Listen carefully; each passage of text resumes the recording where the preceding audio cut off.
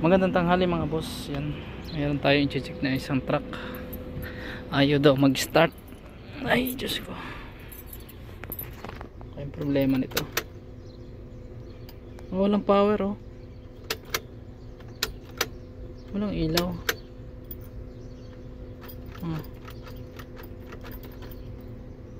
Wala. Check natin yung battery, baka naglulos yung terminal.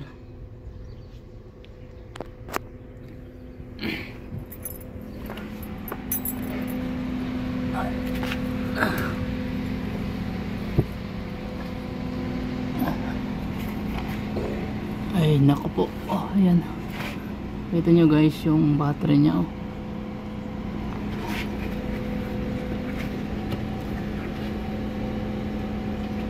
Gumama. Aywa. Wire. Sila wire ha?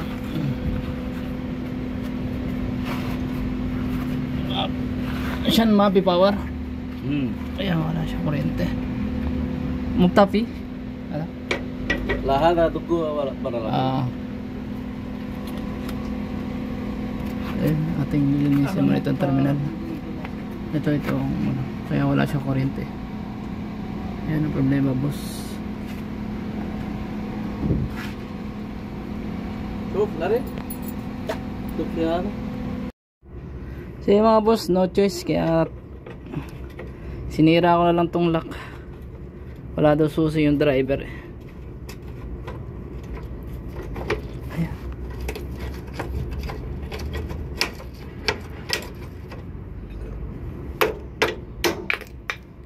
Ayan.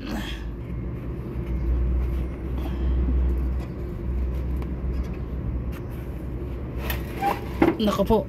Diyos ko. Ito na.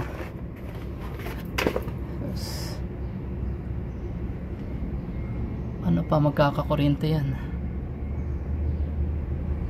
Kaya talaga hindi start yan. So kailangan natin tanggalin lahat itong mga wire mga boss, dahil sobrang ano na talaga oh, corrosion. So lilinisin natin mabuti para magkaroon ng kuryente yung ano. Yan. Hindi talaga i-start yan pagka ganyan ang battery. Puro corrosion, puro carbon. So linisin mo natin mga boss.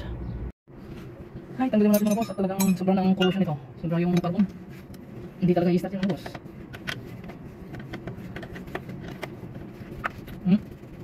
Grabe. Wala na.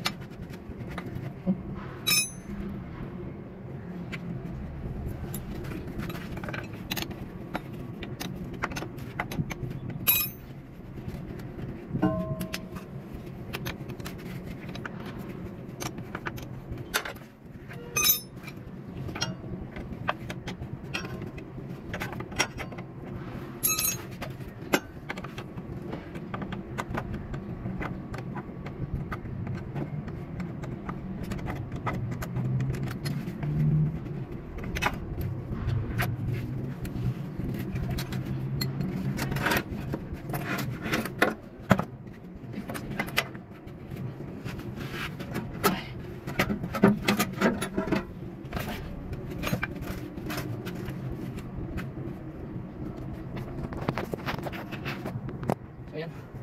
Ayan yung battery mga boss. Kung makikita nyo guys, kung magkakasupply na kuryente, puro carbon na. Gawin natin, nilisin talaga natin yan.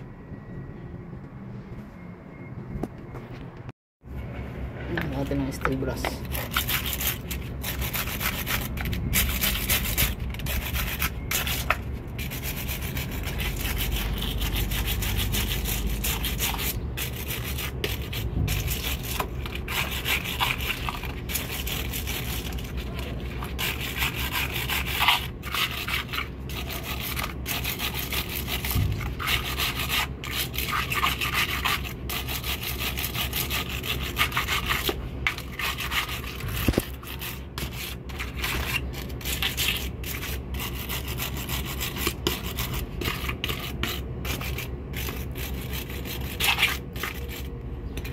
Ayan.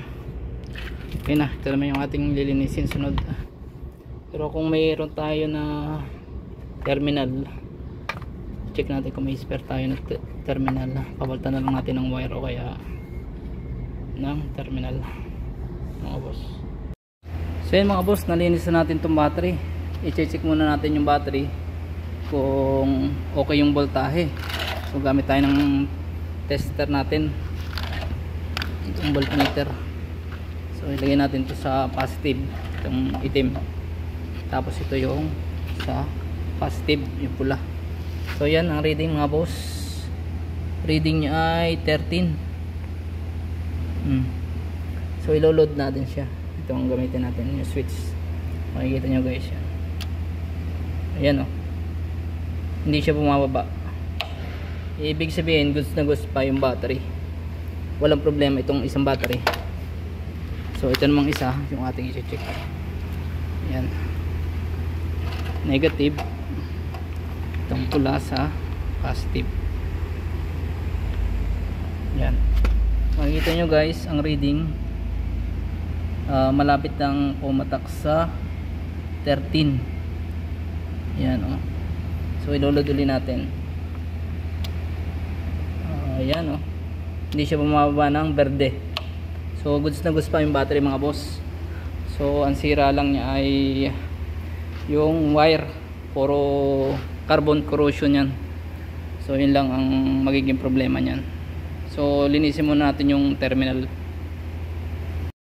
So yan mga boss, nilagyan ko na lang bago na terminal at saka bagong wire.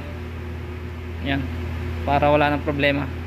Kasi yung lumang wire may marami ng carbon sa loob, corrosion na. Ito bago.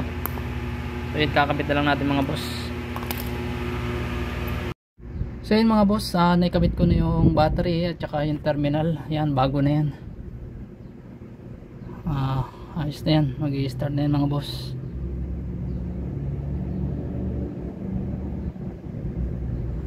So ilagay natin to, ilalak na natin para hindi manakaw. Yan, nasan yung susi?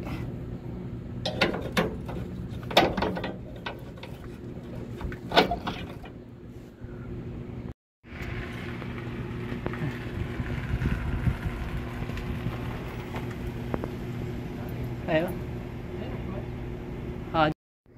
So kanina wala po yung wala pang odometer. So ngayon meron na. So sigurado yan start na. Ayun, umilaw na. Ayos ang ating pagka trouble. So start ngayon natin. Ayun, okay na. One click lang mga boss. Kanina wala talaga yan Pati yung odometer wala. Yan, wala talagang ilaw kanina. So yan, okay na. So ganoon lang ang problema mga boss, yung battery lang. Bago tayo mag-check ng ibang parts ng unahin muna natin ang battery, baka maraming dumi, corrosion. Doon muna tayo magsisimula bago sa iba. Kaya yun, isang click lang ngayon. Ang problema lang ay yung yung mga wire, puro carbon. So ganun lang mga boss, thanks for watching at pa-support na lang po sa aking channel. Please like, share and subscribe mga boss. Thanks.